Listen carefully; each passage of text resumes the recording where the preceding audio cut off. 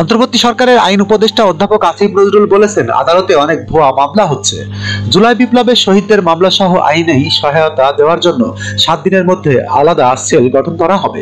সোমবার 30 ডিসেম্বর ঢাকা বিভাগের শতাধিক শহীদ পরিবারকে দ্বিতীয় ধাপে আর্থিক সহায়তার চেক হস্তান্তর অনুষ্ঠানে তিনি এসব কথা বলেন। আইন উপদেষ্টা বলেন, আদালতে অনেক ভুয়া মামলা হচ্ছে। টাকার জন্য শহীদ পরিবারের আগেই অনেকেই মামলা করেছে, এটি বন্ধ করতে হবে। অধ্যাপক আসিফ নজরুল বলেন, জুলাই বিপ্লবে শহীদদের মামলা সহ আইনি সহায়তা দেওয়ার জন্য 7 দিনের মধ্যে আলাদা সেল গঠন করবে আইন মন্ত্রণালয়।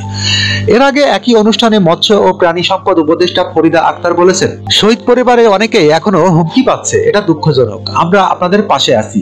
শেখ হাসিনার বিচার এ দেশের মাটিতে করা হবে। পরিবেশ উপদেষ্টা সৈয়দ রিজওয়ানা হাসান বলেন, আমরা বা তোমরা কোনো বিভেদ নেই, কিন্তু বিভেদের অপচেষ্টা চলছে। তাই শহীদ পরিবারের সবাই সতর্ক থাকুন। এ যাত্রায় আমাদের জিততেই হবে, যে তার বিকল্প নাই। অনুষ্ঠানে জাতীয় নাগরিক কমিটির মুখ্য সংগঠক ও জুলাই শহীদ স্মৃতি ফাউন্ডেশনের সাধারণ সম্পাদক সারজিদ আলম বলেছেন, ছাত্র জনতার অভ্যুত্থানে শহীদদের পরিবারের আর্থিক সহায়তা চায় না, তারা হত্যার বিচার চায়। যখনকার খবর তখনই দেখতে চোখ রাখুন সুন 24 টিভিতে। চ্যানেলটি সাবস্ক্রাইব করুন।